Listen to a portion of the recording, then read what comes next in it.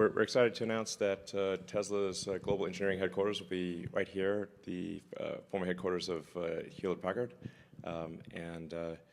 This is, I think, a poetic transition from the company that founded Silicon Valley to Tesla. And we're very excited to make this our global engineering headquarters in California. So. Applaud, everybody. There's a lot to be excited about.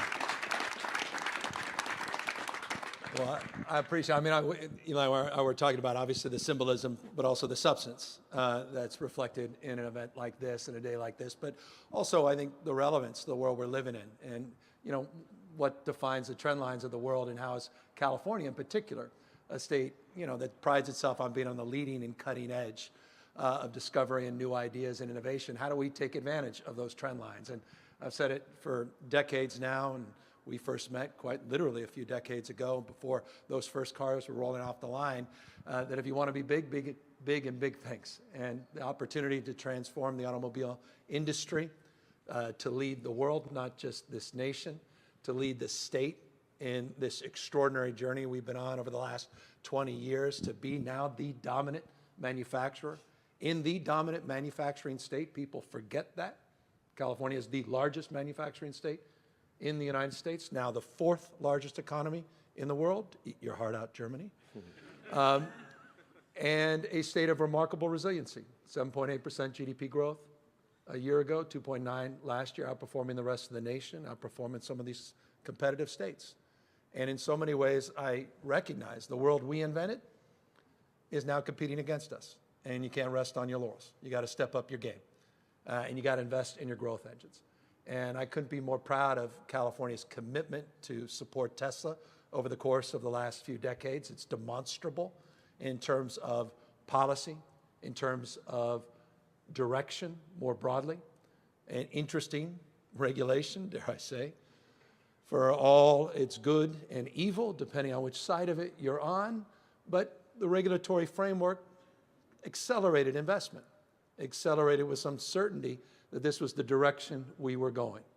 And as a consequence of the California Air Resources Board and the investments we have made over the course of years, we're able to lay claim now to 44 manufacturing headquartered companies in the electric vehicle space, but none that dominate like Tesla. And so it's a point of pride, always has been for me, that Tesla is a California company. Started here first. We say about our state, the future happens here first. We're America's coming attraction. Yeah, in fact, you were one of the first people to buy a Tesla Roadster back in the day. I appreciate you saying that. We were just talking about that. Yeah, I told him he had my money for a long while with that. That was by the way, that was a healthy deposit you had to make. You didn't trust me. It was you like thought 100 grand, off. I think. Yeah, thank you very much. Back when I had money. Yeah, when that was a lot of money in 2007. It's still a lot of money. Trust me, brother. You haven't looked at my salary, So, okay? By the way, anyway, I think we had about the same net worth back then, 20 years ago. I think mine went negative for a while. Yours went negative, and I got a pension, so eat your heart out. Yeah. So you don't have to worry. But look, I'm grateful. It's as I said, it's been a hell of a journey, and to see the engineer look. And I'll just close on this because it's important.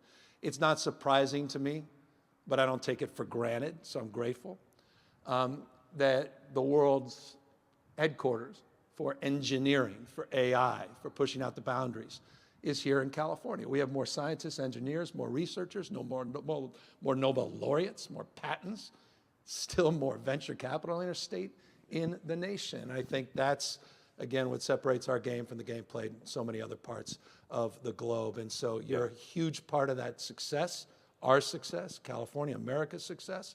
And I'm here because we don't take that for granted. And we appreciate the investments you're making here today. And you mentioned manufacturing, and it's worth noting that Fremont manufacturing plant is the highest output automotive plant in North America.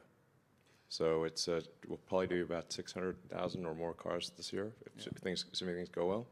And so that's, to your point, California is a tremendous manufacturer as well as a place of engineering and innovation. Yeah, which is, again, often so lost. We also have more hunting jobs and more fishing jobs and more forestry jobs. I'm not just... It's a big state. Yeah, I'm just saying. I mean, these are things most folks don't connect in terms of the dots to the state. And we're also the most diverse state and the world's most diverse democracy. And I think pluralism matters. And I think that's one of the reasons we get first-round draft choices around the rest of the world. So, again, this is called a California promotion, at least my rhetoric. But it's also California pride. And I say that as a guy who grew up here. And those that count us out, those that think our best days are behind us, I've been hearing that my entire life, half a century.